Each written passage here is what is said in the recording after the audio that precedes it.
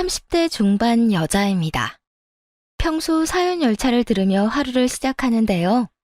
저도 막장 드라마 한 편은 가뿐하게 찍고 이혼하게 되었거든요. 신중에 신중을 가하고 했던 결혼이기에 이혼 같은 건 없을 거라 생각했는데 가정은 혼자서 노력한다고 지켜지는 것이 아니더군요. 어찌되었든 결국 이혼까지 하게 되었지만 힘들게 스트레스를 받아가며 결혼 생활을 유지하려 애쓰던 그때보다 훨씬 더 행복한 삶을 살고 있습니다. 가끔 이혼했다고 하면 안쓰러운 표정으로 보는 사람들의 시선이 거슬리긴 하지만 그 정도야 이젠 손가락질하는 것도 아니고 뭐 어때? 하고 넘길 만큼의 시간이 지났네요. 그러면 이제 본격적인 이야기를 시작해 볼까요? 남편의 직업은 공인중개사였습니다. 처음 만난 것도 제가 혼자 살 집을 알아보다 만난 것이었는데요. 처음부터 관심을 보이던 남편이 먼저 이런저런 이유를 대며 연락이 왔고 1년이란 시간 동안 꾸준히 애정 공세를 보이던 남편과 만나게 되었죠. 그렇게 또 3년의 만남 끝에 결혼까지 하게 되었고 결혼 5년 차에 접어들게 되었습니다. 그때까지도 아이가 없는 상황이었어요. 그 전까진 심하지 않았는데 5년 차가 되니 시댁에서 아이를 가지라는 압박이 들어오더라고요. 저도 점점 조바심이 나기 시작했고 결국 남편에게 병원을 권했어요. 여보, 우리 병원이라도 가보는 건 어때? 병원? 무슨 병원? 어디 아파? 아니, 우리 임신 말이야. 5년을 기다렸는데도 자연 임신이 안 되니까 솔직히 나 불안해. 그러니까 당신이랑 나랑 병원에 가서 검사도 받아보고 도움도 받자. 에이, 병원은 무슨 병원이야. 다 때가 되면 생기겠지. 그리고 나 요즘 바쁜 거 몰라? 고객 만나러 다닌다고 정신없는데 예약 시간 맞춰서 병원을 어떻게 가? 난 전화가 오면 바로 달려가야 하는데. 그렇긴 하지만 나 진짜 불안하단 말이야. 그리고 어머님도 슬슬 애 이야기 꺼내시는데 스트레스가 이만저만이 아니야. 차라리 시간 내서 병원 한번 다녀오면 할 말도 있고 좋잖아. 다음에 시간 맞춰서 가자. 요즘은 나 진짜 바빠서 안 돼. 그리고 우리 엄마는 내가 잘 이야기할 테니까 심각하게 생각하지 마. 당신이나 나나 몸 건강한데 기다리다 보면 생기겠지. 그러니까 괜히 걱정하지 말고 마음 편하게 먹어. 스트레스 받으면 더 힘들다고 하잖아. 그렇긴 한데 어쨌든 병원은 한번 가보고 싶으니까 당신 시간 날 때 말해줘. 제 마음도 모르고 바쁘다며 거절하는 남편에게 서운하기도 했지만 제가 보기에도 바쁜 남편이었기에 더 우길 수도 없는 상황이었습니다. 더군다나 시모에게도 잘 말해주겠다고 하니 그러려니 하려고 했던 것도 있었죠. 하지만 남편은 말을 한 것인지 안 한 것인지 시모가 매일같이 찾아와 괴롭히기 시작하더라고요. 웬만하면 싸우는 걸 싫어하던 성격이라 시모가 찾아와 무슨 소리를 하든 좋은 말로 둘러대며 돌려보내곤 했는데 그날따라 시모는 제 신경을 끈질기게 긁어대더군요. 너희 이대로 애도 없이 살 작정인 게야? 결혼한 지 5년이나 됐는데 어떻게 소식 한 번이 없어? 그러게요. 저도 얼마나 애가 타는지 모르겠어요. 노력한다고 하는데도 소식이 없네요. 너 몸이 어디 안 좋은 건 아니니? 병원이라도 가봐야 하는 거 아니야? 딱 그런 눈초리 있잖아요. 내 아들은 아무 문제가 없으니 모든 문제는 너에게 있다고 확신하는 그런 눈초리요. 기분이 확 나빠졌지만 여기까진 참을 수 있었습니다. 우려와 걱정으로 할 수 있는 말이라고 생각할 수 있는 문제였으니까요. 매년 건강검진 받는데 아무 이상 없다고 했어요. 그러니까 그런 걱정은 안 하셔도 돼요. 그러면 도대체 뭐가 문제인 거니? 내가 살다 다른 문제도 아니고 손주 문제로 이렇게 속을 썩을 거라곤 생각도 못했다. 혹시 너 나한테 거짓말 하는 거 아니지? 거짓말이요? 무슨 거짓말이요? 몸에 이상이 있는데 없다고 말이다. 그렇지 않고서야 이렇게까지 애가 안 들어설 리가 없지 않니? 아니에요. 그런 걸 왜 속이겠어요? 어차피 들통날 건데. 하여튼 저희도 노력하고 있으니 조금만 더 기다려 주세요. 계속 기다려도 소식이 없으니까 이러는 거 아니니? 아니, 너희 친정엄마는 도대체 뭐 한다니? 이렇게 애가 들어서지 않으면 약이라도 사 먹이든가 병원이라도 데리고 가든가. 딸 자식이 남의 집 대를 끊어놓게 생겼는데 무슨 노력이라도 해야 하는 거 아니니? 무심한 건지 생각이 없는 건지. 나였으면 지금쯤 죄지었단 마음에 밥도 안 넘어갈 것 같구먼. 사돈은 태연해도 너무 태연하구나. 이때부터 시모는 선을 넘기 시작하더군요. 말로만 듣던 친정 타령을 실제로 듣게 되니 그 기분 참 더럽더라고요. 제가 아이를 갖고 싶지 않아서 그러는 것도 아니고 노력을 하고 싶어도 남편이 도와주지 않으니 정작 답답한 사람은 저 아닌가요? 아무것도 모르면서 만만한 게 친정이라고 저렇게 말하니 폭발하고 말았네요. 어머님, 아무리 그래도 그런 말은 하는 게 아니죠. 내가 무슨 말을 얼마나 했다고 이러니?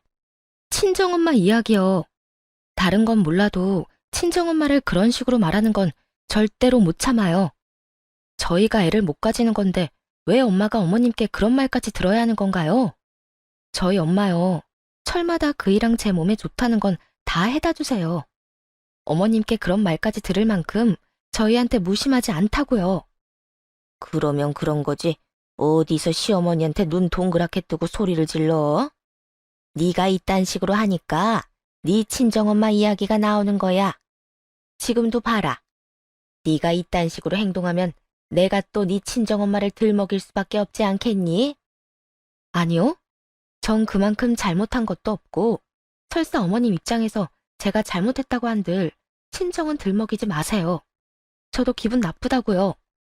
네가 기분이 나쁘다고 하면 내가 안 해야 하니? 난 싫은데. 난 네 시어머니고 네가 뭐라고 하든 내 할 말은 다 할 테니 그런 줄 알거라. 그래요? 그러면 앞으로 저도 할 말 못할 말 가리지 않고 다 할 테니까 그런 줄 아세요. 너 지금 나한테 선전포고라도 하니? 어머님, 가는 말이 고와야 오는 말이 곱다라는 속담 아시죠? 그 말이 괜히 있는 게 아니에요. 어머님이 제 가슴에 비수를 꽂겠다는데 저라고 언제까지 좋은 말로 받아칠 순 없잖아요. 그러니까 저한테 좋은 말만 듣고 싶으시면 어머님도 좋은 말만 해주세요. 지금 너 하는 꼴만 봐도 네 친정 수준을 알겠구나. 얼마나 평소에 딸 자식 교육을 엉망으로 시켰으면 어른한테 이따위로 굴 수 있는 건지. 굳이 보지 않아도 내 잘 알겠다. 그쯤 되니 사람이 아닌 벽을 보고 대화를 하는 기분이더군요. 아니, 허공에 대고 돌아오는 메아리랑 대화를 해도 그것보단 대화가 잘 통할 것 같은 기분마저 들었죠. 그냥 마음대로 생각하고 이만 나가주세요. 저는 어머님이랑 입씨름하면서 시간 낭비하고 싶지 않네요. 너 지금 날 내쫓기라도 하겠다는 거니? 네. 무슨 말이 통해야 대화라도 해볼 텐데 어머님은 제가 뭐라고 하든 어머님이 하고 싶은 말만 하잖아요. 그런 사람이랑 제가 무슨 말을 더 하겠어요? 더는 할 이야기도 없고 들을 말도 없으니까 이만 가세요. 그렇게 시모를 내쫓다시피 보내버렸고 못 간다고 난동이라도 부릴 줄 알았던 시모는 생각보다 쉽게 돌아가더군요. 그때 그 행동을 이상하게 생각했어야 했는데 말이에요. 시모가 그냥 순순히 돌아간 건 다 꿍꿍이가 있었습니다. 그건 바로 남편에게 몇 배로 부풀려 고자질하는 짓이었죠. 퇴근을 하고 돌아온 남편은 가방을 내려놓기도 전부터 화를 내기 시작하더군요. 당신, 우리 엄마를 내쫓았다는 게 사실이야? 어머님이 그래? 나한테 내쫓겼다고? 그래, 우리 엄마가 울면서 나한테 전화 왔더라. 별말 하지도 않았는데 당신이 갑자기 화내면서 나가라고 했다면서? 내가 장모님한테 그렇게 굴면 당신은 기분 좋겠어? 어떻게 우리 엄마한테 그런 식으로 행동할 수가 있어? 드라마에서나 보던 엄마 말만 믿는 바보가 저희 집에 있다는 사실을 그날 처음 알았습니다. 남편은 마치 우리 엄마 입에서 나오는 말이라면 그게 뭐든 다 사실이다 라는 최면에 걸린 사람처럼 몰아붙이더라고요. 사람 말은 양쪽 말 다 들어봐야 한다는 걸 몰라? 어머님이 오늘 우리 집에 와서 임신 이야기 또 꺼내면서 이번에 우리 친정 이야기까지 하더라. 내가 이렇게 애가 안 생기는데 우리 엄마는 무심한 건지 생각이 없는 건지 왜 아무 행동도 안 하냐고 말이야. 왜 우리 엄마가 이런 말을 들어야 하는데?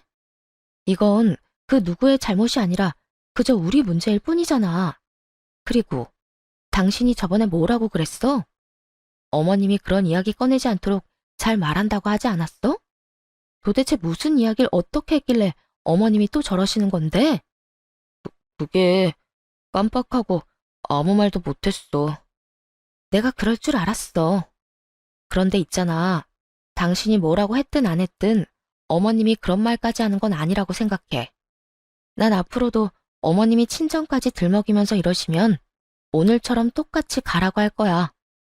난 몇 번을 생각해도 그런 말까지 들을 만큼 잘못한 거 없다고 생각하니까. 엄마 입장에서 생각해봐.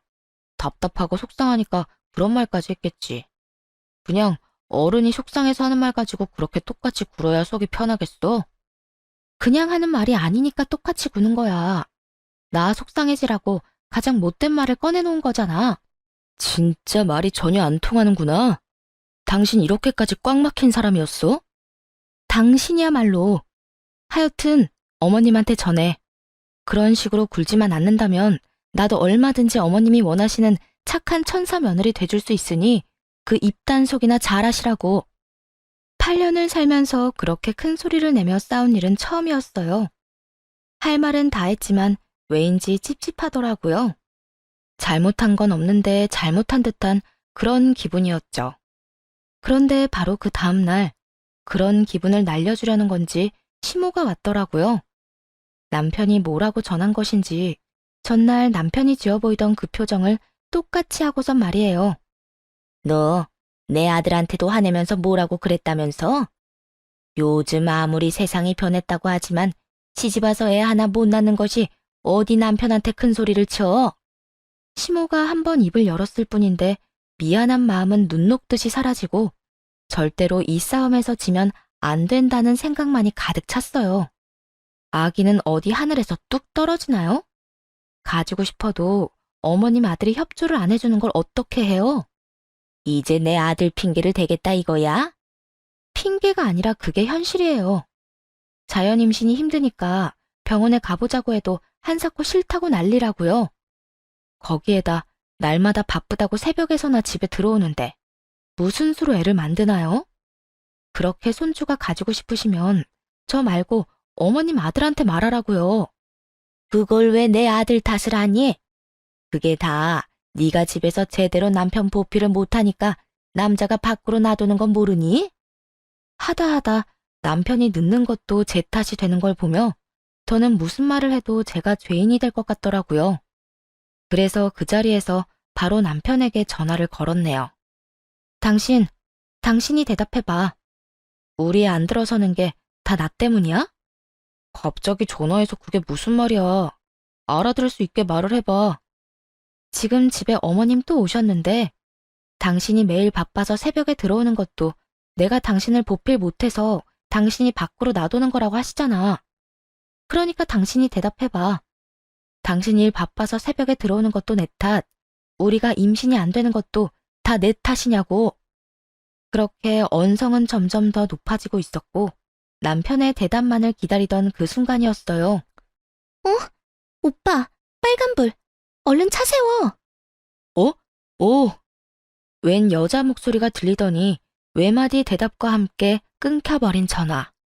이건 또 무슨 상황인가 싶더군요. 남편에겐 여동생이 없었고 사무실에도 또한 여자 직원은 없었어요. 남편에게 오빠라고 할 만한 여자는 제가 알기론 없다는 뜻이었죠. 그런데 오빠라니 머릿속으로 5만 가지 생각이 다 오가더라고요. 충분히 머리가 복잡한데 시모까지 옆에서 한몫하기 시작했죠. 내 아들이 뭐라고 그러니? 다 네 잘못이라고 하지? 네 표정을 보아하니 굳이 대답 같은 건 듣지 않아도 알겠다마는 그러게 무슨 좋은 소리 듣겠다고 전화까지 해서는. 제가 지금 정신이 하나도 없어서 그러는데 일단 좀 가세요. 뭐?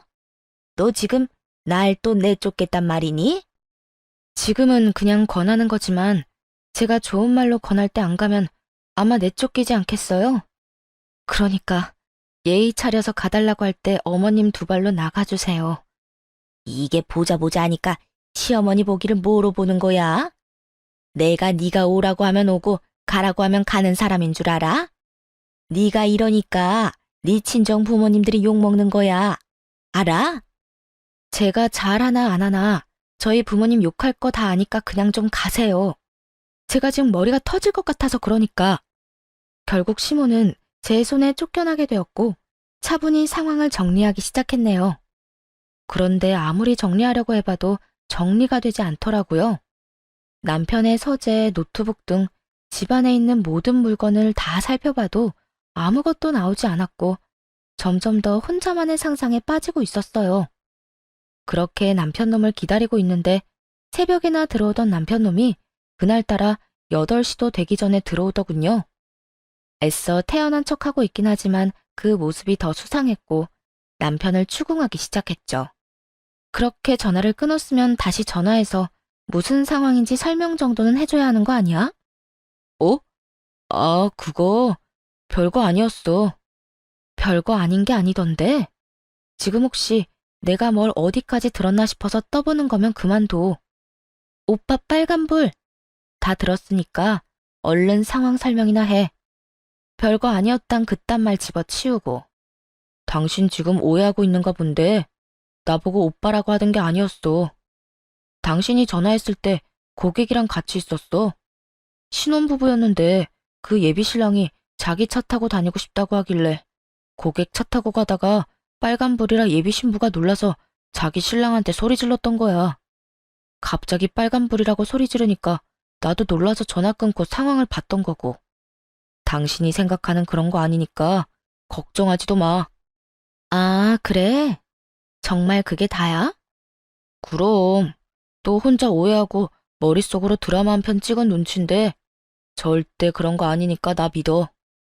전화통화 속에서 남편을 제외한 남자의 목소리는 들리지도 않았지만 그렇다고 하니 믿을 수밖에 없었죠. 의심스럽긴 하지만 이렇다 할 증거가 없었으니까요.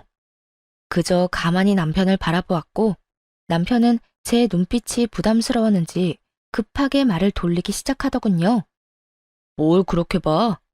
아, 맞다. 당신 오늘도 우리 엄마 내쫓았다며? 우리 엄마 오늘도 또 울더라. 어머님은 내 앞에선 바늘로 찔러도 피 한 방울 안 흘릴 것처럼 구시면서 당신 앞에선 18살 소녀가 따로 없는가 보네? 내가 왜 쫓아냈겠어? 당신 엄마가 또 찾아와서 시비를 걸었으니 내가 내쫓기까지 했겠지. 왜 뻔한 걸 물어? 적당히 좀 해라, 적당히 좀. 시어머니가 며느리 때문에 운다는 게 말이나 돼? 그러지 말고 좀 사이좋게 지내면 안 돼? 그걸 왜 나한테 물어? 당신 엄마한테 가서 물어봐봐. 나하고 사이좋게 지낼 생각 없냐고 말이야. 혹시나 그럴 생각 있으면 찾아와서 시비 걸지 말고 친정 이야기 좀 하지 말라고 전해줄래? 어머님이 그 두 가지만 하지 않아도 이 집에서 쫓겨나는 일은 없을 텐데 말이야. 당신이 이따위로 구니까 우리 엄마가 그런 이야기를 하는 거야. 당신이 먼저 좀 살갑게 굴어주면 우리 엄마가 미쳤다고 그런 말까지 하겠냐? 내가 살갑게 굴든 말든 어머님은 늘 한결같이 날 못 괴롭혀서 안달이셨어. 자세히 알고서 나한테 따지고 들어. 무조건 어머님 곡소리에 넘어가서 이러지 말고. 나는 입이 없어서 당신한테 아무 말 안 하는 줄 알아? 당신은 당신 하고 싶은 대로 다 하면서 무슨 할 말이 또 있는데? 이미 원하는 대로 시어머니까지 다 내쫓고 있잖아. 내가 원하는 건 어머님이 더는 우리 집에 발걸음도 안 하는 거야. 말 나온 김에 당신한테 부탁 좀 하자. 어머님한테 앞으로는 찾아와도 문 안 열어줄 거니까 그런 줄 알라고 좀 전해줘. 그냥 하는 소리 아니고 진심이니까 이번엔 똑바로 전해. 알겠어? 이 집이 당신 집만 되는 줄 알아? 내 집도 된다고. 내 집에서 우리 엄마를 문전박대하겠다는 거야? 내 집도 되니까 이런 말을 하지. 어머님이 정 오고 싶으면 나는 없고 당신만 있을 때 오라고 해. 그러면 되겠네. 이제 불만 없지? 어느새 시모 이야기만 나오면 자동으로 싸우게 되었고 남편이나 저나 한 채의 양보도 하지 않았어요. 그런 싸움이 계속될수록 서로의 바닥만 드러내는 싸움만이 반복됐고 점점 더 이혼을 생각하게 되는 날이 많아졌죠. 남편도 남편이지만 시모도 참 대단하더군요. 하루는 집에서 일을 하고 있었는데 열어주지도 않는 곳에 어찌나 끈질기게 찾아오는지 일도 되지 않는 지경이었어요. 결국 더러운 똥을 피하기로 했고 나가서 일할 사무실을 알아보게 되었죠. 남편에게 말하면 쉽게 구할 수는 있겠지만 그때는 워낙 사이가 좋지 않으니 말도 꺼내기 싫더라고요. 그까짓 복비가 들더라도 남편에게 아쉬운 소리를 하고 싶지도 않았고요. 그래서 다른 공인중개사에게 사무실을 소개받았고 여러 사무실을 돌아보며 고민을 하고 있었죠. 집을 구해보신 분들은 아시다시피 거의 다 중개사분 차를 타고 물건을 보러 다니곤 하잖아요. 저 역시 중개사의 차를 타고 사무실을 둘러보고 있었어요. 그런데 신뢰가 되지 않는다면 통화를 좀 해도 되겠냐고 묻더라고요. 중개일 때문인가 싶어서 알겠다고 말하자마자 통화를 시작하더군요. 통화 내용을 듣기 싫어도 들을 수밖에 없었네요. 그래. 나 손님 태우고 있어. 무슨 일이야? 뭐? 설마. 그놈 말하는 거 맞지? 대단하다, 대단해. 그저께는 여자랑 웬 술집에 있더니 이번에 또 여자가 바뀌었다고? 와, 또 20대야? 하긴, 원룸 알아보는 애들이 거의 젊은 애들이니까 꼬시기도 쉽겠지. 그런데 결혼도 했다고 들었는데 어떻게 그딴 짓을 하고 다니냐? 하여튼 그놈은 여자 문제로 유명하다니까. 오죽했으면 다른 동네에도 그 번호 아냐고 물어보더라. 도대체 뭐 하는 놈이냐고. 하여튼 나중에 만나서 이야기하자. 그래, 나중에 연락해. 다른 지역은 어떤지 몰라도 남편이 일하는 지역 내에서는 어디 부동산이 아닌 차량 번호로 중개사를 칭하는 경우가 있다는 걸 익히 들어 알고 있었어요. 그리고 저 중개사분이 혀를 내두르며 욕하는 남자가 다른 사람이 아닌 제 남편이란 사실도 알게 되었죠. 네, 그렇습니다. 그 여자 홀리고 다니기로 유명하다던 그 차량 번호가 제 남편 차 번호와 같았으니까요. 실수로 어쩌다 일어난 일도 아니고 그런 일이 소문이 날 만큼 빈번하게 일어나고 있었다니 충격이 크더라고요. 아무리 자주 싸우고 사이가 좋지 않았다고 해도 그때까진 남편이었으니까요. 심지어 시모와 임신 문제로 갈등이 생기기 전까지만 해도 사이가 좋았으니 그 배신감도 크게 들었고요. 중개사분에게 이것저것 물어볼 수도 있었지만 입에서 입으로 전해진 말에 제 인생을 걸 수는 없겠더라고요. 그래서 남편의 뒷조사를 시작했고 아무 일도 없다는 듯 남편을 대하며 지냈습니다.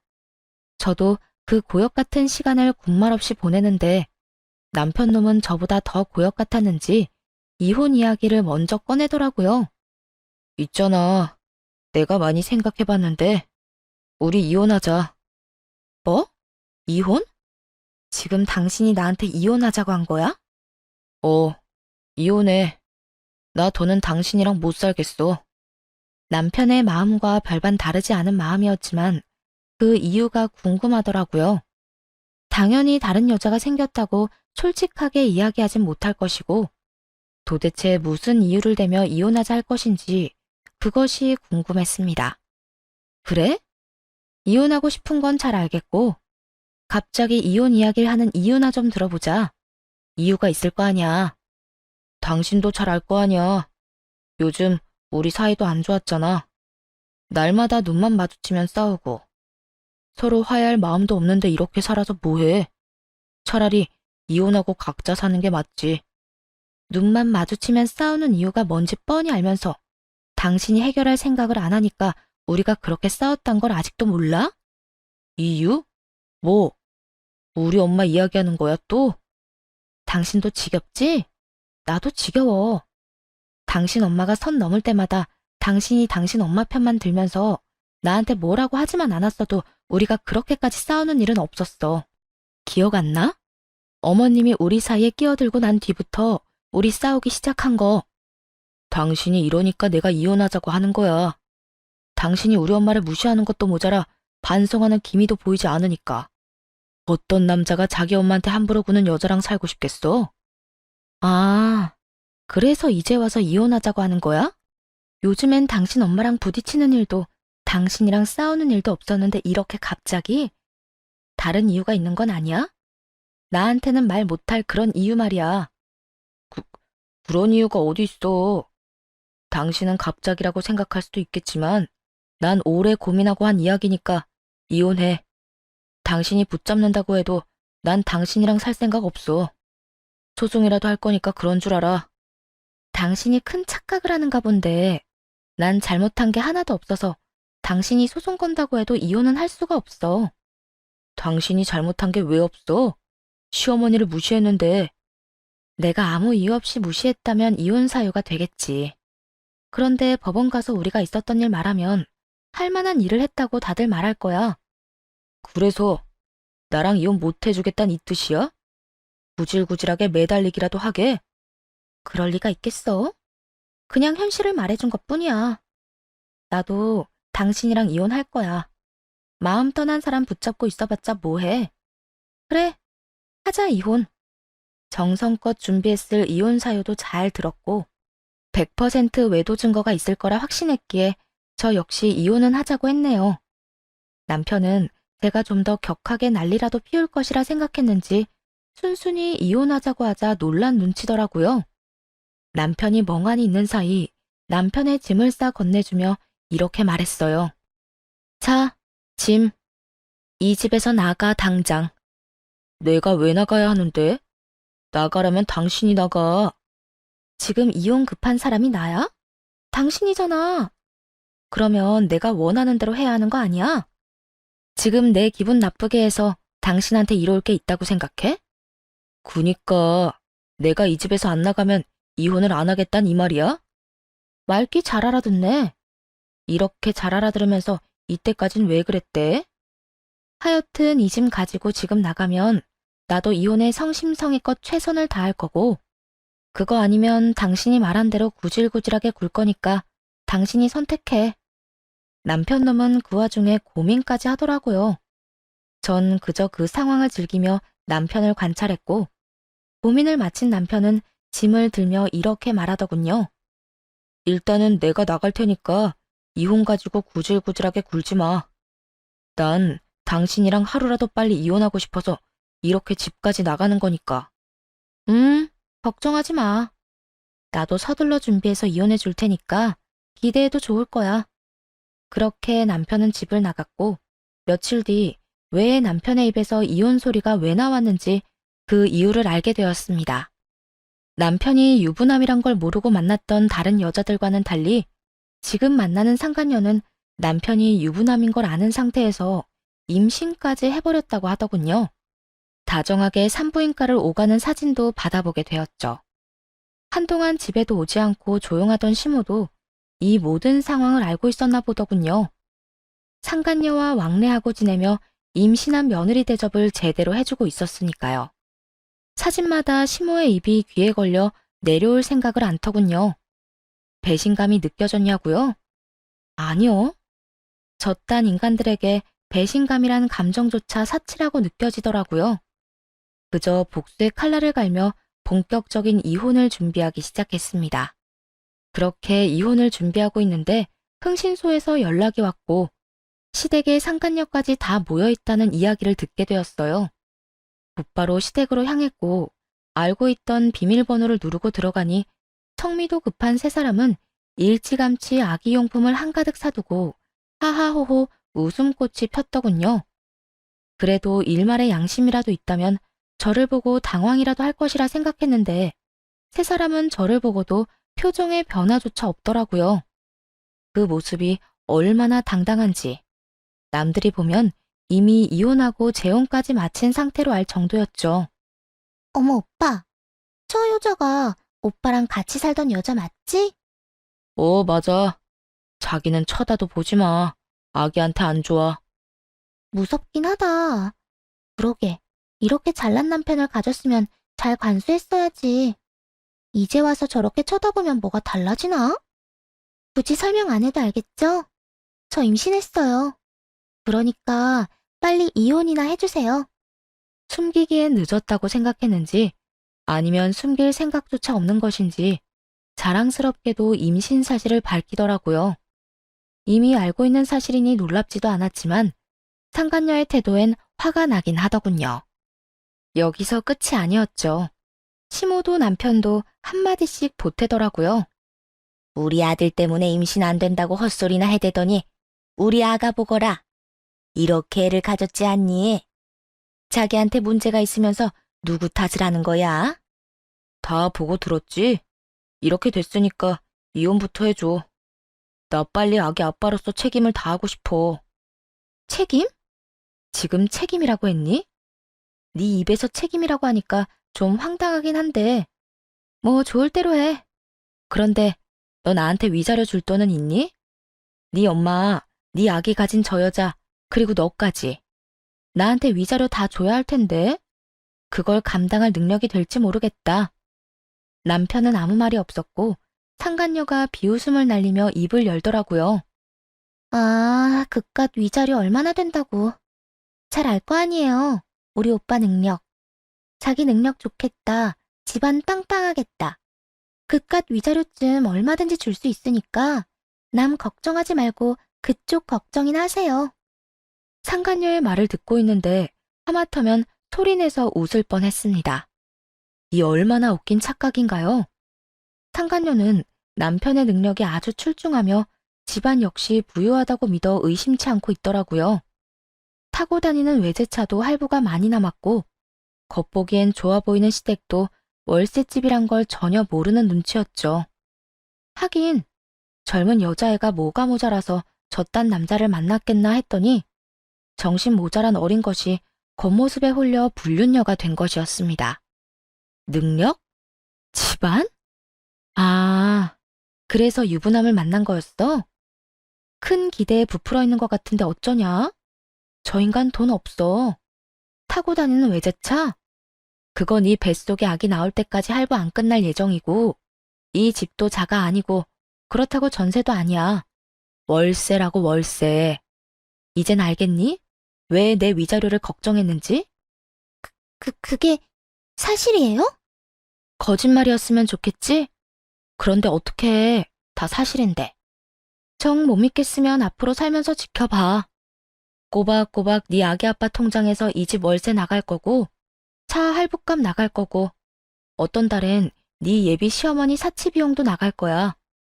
그런 와중에 넌 육아도 해야 하고 살림도 해야 하겠네? 아이 낳고 바로 일은 할 수 없을 테니까. 아기 아빠나 네 예비 시어머니가 도움이라도 줄 것 같지. 내가 살아봤는데 그럴 인간들이 못 되니까 기대도 하지 마. 그게 너한테 좋을 테니까. 예상대로 상간녀는 속았다는 표정을 지어 보이며 넋까지 놓고 저를 보더라고요. 이 모든 것이 거짓말이라고 말해주길 간절하게 바라는 듯했지만 제 입에서 그런 말이 나올 리가 없었죠. 분위기는 순식간에 이상해졌고 남편이 나서 화를 내기 시작하더군요. 그런 말까지 왜 하는 거야? 이 사람 홀몸 아니라는 말 못 들었어? 당신은 모르나 본데 임산부한테 스트레스가 얼마나 안 좋은데. 헛소리 하지 말고 얼른 나가. 왜? 내가 틀린 말 했어? 너도 네 집안도 돈 없잖아. 거기에다 네가 소장도 아니고 직원일 뿐인데 내가 받게 될 위자료가 당연히 걱정될 수밖에 없지 않겠어? 너하고 네 엄마 주머니 사정 내가 뻔히 아는데 미리 말이라도 해줘야 준비라도 할 거 아니야. 그까짓 돈 얼마든지 줄 수 있거든. 그래, 뭐 외제차 팔고 이 집 내놓고 단칸방으로 옮기고 대출 좀 받으면 가능은 하겠다. 그러면 애 잘 키우고 잘 살아봐. 그렇게 말하지 않아도 잘 먹고 잘 살 거야. 악을 쓰는 남편의 뒤로 여전히 멍하게 앉아있는 상간녀를 향해 마지막 한마디를 해주고선 시댁을 나왔네요. 다 들었지? 꼭 순산하길 바랄게. 진심이야. 아기 잘 낳고 이 남자랑 이 남자 엄마랑 잘 데리고 잘 살아. 불륜녀 딱지에 이혼녀 딱지까지 붙이기 싫으면 말이야. 그런데 네 생각처럼 쉽진 않을 거다. 내가 살아봐서 아는데 저 남자고 저 남자 엄마고 데리고 살기 쉬운 사람들은 아니거든. 이 일이 있고 난 후 이혼은 빠르게 진행되었습니다. 저는 더 알아볼 것도 없었고 가지고 있는 증거들로 변호사분과 함께 이혼만 진행하면 되는 일이었으니까요. 산부인과를 오갔던 흔적들, 제가 시댁에서 목격한 장면들로 유책 배우자는 쉽게 남편이 되었고 시모와 상간녀에게도 위자료를 받고 이혼할 수 있었죠. 시댁은 이혼을 진행하는 동안부터 사정이 많이 좋지 않은지 만날 때마다 행색이 남루해지더라고요. 처음엔 차가 바뀌고 그 다음엔 시계가 사라지고 그 다음엔 시모의 손에 자랑처럼 들고 다니던 가방이 사라졌죠. 이혼 확정까진 긴 시간이 걸렸지만 그 인간들이 망가져가는 모습을 지켜보는 재미가 있어 지겨운 시간만은 아니었습니다. 그것만 해도 이미 충분히 통쾌했는데 더 통쾌한 소식이 들려오더군요. 그건 바로 전 남편의 외도 소식이었는데요. 이 소식을 다름 아닌 상간녀를 통해 듣게 되었죠. 번호는 어떻게 알았는지 연락이 왔더라고요. 여쭤볼 게 있어서 전화했어요. 이제 와서 나한테 물어볼 게 뭐가 있는데? 그게, 그때 선임하셨던 변호사분 연락처 좀 알려주세요. 왜? 이혼이라도 하게? 그게, 그 인간이 또 바람을 피우고 있었어요. 그것도 한두 명이 아니더라고요. 제 버릇 납 못 준다더니 저한테 한 그 방법 그대로 다른 여자 꼬셔서 만나고 있었어요. 진짜 그 정도면 병 아닌가요? 이제 보니 변호사 연락처는 핑계고 나한테 하소연하려고 전화했구나. 이렇게 되고 나니 쪽팔려서 어디 말할 데는 없고 그렇다고 조용하고 있자니 너무 답답해서요. 그 인간 휴대전화 뒤져서 그쪽 번호 알아냈어요. 그쪽은 내 마음 이해할 거 아니에요. 저 그 충격으로 유산까지 했다고요. 상간녀의 말대로 제 버릇 남 못 준다더니 또 그딴 더러운 짓을 아무렇지 않게 하고 다닌 모양이었어요. 아니면 상간녀와 재혼을 하면서도 그 더러운 짓을 멈추지 않았던 것일지도 모르는 일이기도 하죠. 전자가 됐든 후자가 됐든 전 남편이 쓰레기인 것은 진작 알고 있던 사실이었고 되려 상간녀의 이런 행동이 화가 나더라고요. 저를 얼마나 우습게 봤으면 이런 이야기나 늘어놓자고 전화질까지 했나 하는 마음에서요. 그 미친놈 좋다고 만날 땐 언제고 나한테 이딴 하소연이 하고 싶니? 너나 그 여자들이나 나한텐 똑같은 인간들이야. 내 가정 깰 땐 그렇게 당당하게 남편 관수 못한 내 탓이라더니 네 가정 깨지고 나니까 마음이 바뀌었어? 정신 차려 이 상간녀야. 그래도 그쪽은 임신까지 한 상태는 아니었잖아요. 전 임신했는데 유산까지 했다고요. 그래서? 불쌍하다고 눈물이라도 흘려줄까? 같은 여자로서 그거 참 안 된 일이다. 그놈이 참 죽일 놈이다. 안쓰러워하고 욕이라도 해줘? 사실 그렇게 해줄 거라 기대하고 전화했어요. 그쪽도 당한 것이 있으니까 내가 이런 일을 당했다고 하면 날 안쓰러워하진 않더라도 같이 욕 정도는 해줄 줄 알았다고요. 넌 진짜 내가 우스운 모양이구나. 나 너랑 잠깐 좀 싸운 친구 아니고 내 남편을 너한테 뺏긴 여자야. 우린 같은 처지가 절대로 될 수 없다고. 그러니까 이런 하소연은 나한테 하지 말고 네 친구한테나 가서 해. 알겠어? 그렇게 전화를 끊은 후 상간녀는 열을 받긴 많이 받았는지 전 남편의 사무실로가 다 뒤집어 엎어버렸다고 하더라고요. 저에게 받은 모욕과 멸시를 받고는 지 남편의 사무실로가 난동을 피운 것이었죠. 그 덕에 중개사들에게만 소문이 쫙 나 있던 전 남편의 여자 갈아타기 이야기는 마침 사무실에 있던 말 많은 동네 아주머니들 귀에 들어가게 되었고 전 남편은 어느 사무실에서도 받아주지 않는 신세가 되었다고 하더군요. 더불어 상간녀에게 주머니 속 먼지까지 탈탈 털리고 이혼당했다고 하고요. 일도 하고 여자도 만나고 신나서 잘 돌아다니더니 꼴 좋다고 생각되었네요. 그런데 어느 날 잊고 지냈던 전 시모에게서 다른 번호로 연락이 오더군요. 나란다. 잘 지내니? 아, 무슨 일이세요? 너는 복 나가게 무슨 한숨을 그렇게 쉬니? 왜? 요즘 무슨 일 있니? 혹시 외롭거나 그런 거야? 할 말 있어서 전화한 거 아니에요? 빨리 하고 끊으세요. 목소리도 듣고 싶지 않으니까. 그게 우리 아들 소식 들었는지 모르겠지만 우리 아들 또 이혼했어. 아이, 그 빌어먹을 것이 자기가 잘못해서 유산까지 해놓고선 그걸 우리 아들 탓으로 다 돌리면서 위자료까지 뜯어가지 뭐니. 전 시모는 제가 그쪽으론 소식조차 모른다고 생각했는지 우는 소리까지 하며 거짓말을 하더군요. 피식피식 나오려는 웃음을 참으며 시모에게 모든 사실을 알려주었어요. 그쪽 며느리였던 사람이 나한테 전화해서 어떻게 된 상황인지 다 알려줬으니까 그딴 거짓말 좀 그만하고 준비한 말이나 하세요. 더는 듣고 있기도 역겨우니까. 뭐? 역겹다니? 너 무슨 말을 그렇게 하니? 혹시 나랑 또 싸우려고 연락했어요? 아니. 내가 순간적으로 또 흥분을 했네. 미안하구나. 내가 전화한 용건은 다른 게 아니라 우리 아들 다 잊었나 해서 전화했다. 너희가 그래도 10년 가까이 서로 정답게 만나고 살아왔는데 너도 사람이라면 미련이 남아있진 않을까 해서 말이다. 뻔뻔한 것은 알고 있었지만 이 정도일 거라곤 생각도 못했습니다. 감히 저에게 그 세월을 언급하며 미련이란 단어를 꺼낼 거라곤 생각도 못했으니까요. 차라리 제발 내 아들과 살아달라고 매달렸다면 그렇게까지 화가 나진 않았을 텐데 말이에요. 이렇게 뻔뻔하게 나오니 이혼할 때보다 더 화가 나더라고요. 아줌마, 정신 차려요. 감히 나한테 내 젊은 날의 세월을 들먹이면서 미련이란 말을 하고 싶어요? 그리고 사람이라면이라고 했어요?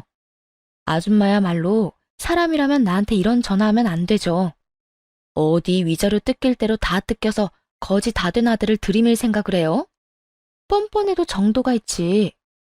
그 뻔뻔함이면 어디 가서 구걸을 해도 먹고 살 테니 나한테 이러지 말고 다리 위에 가서 구걸이나 하면서 사세요. 뭐야? 너 지금 구걸이라고 했니? 우리 상황이 아무리 힘들어졌다고 해도 네가 감히 나한테 어떻게 그딴 말을 해? 나니까 이런 말까지 하는 거예요. 당한 게 워낙 많으니까 이런 말까지 하는 거라고요. 그러니까 더 험한 소리 듣기 싫으면 이딴 전화하지도 마세요. 본인 전화 차단했으면 그 뜻을 알아차려야지.